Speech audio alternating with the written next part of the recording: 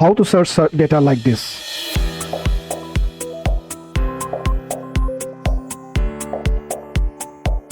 First, convert your data into a table. Click anywhere inside the table, press Ctrl+T, hit enter. Then you will convert this one. Name the table, students. Then press Ctrl+Shift+F3. Make the first row is name range. Hit OK. Now let's insert a shape.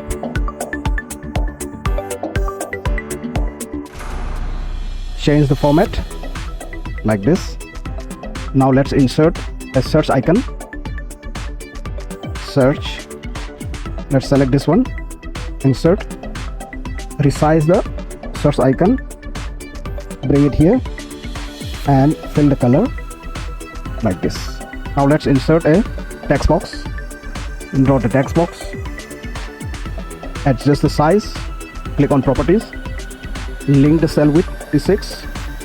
Change the text effect to no effect. Close the properties and turn off the design mode.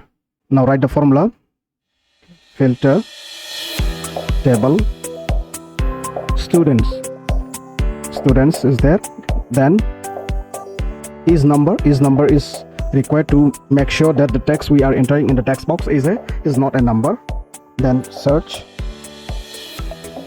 C6 is the cell which we have referred in the text box properties.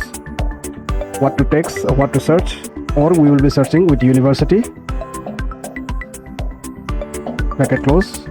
If we do not find anything, then just write not found.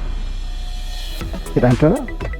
You will get all the data from that another table. Now let's search it with Oxford.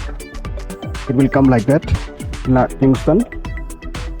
Now let's change the formula with the name. Instead of university, we will put name. Hit enter, and then let's see Lassie like this, Chris like this, then Jola like this, then Norena like this. If you like this video, please subscribe to my channel and also share your friends.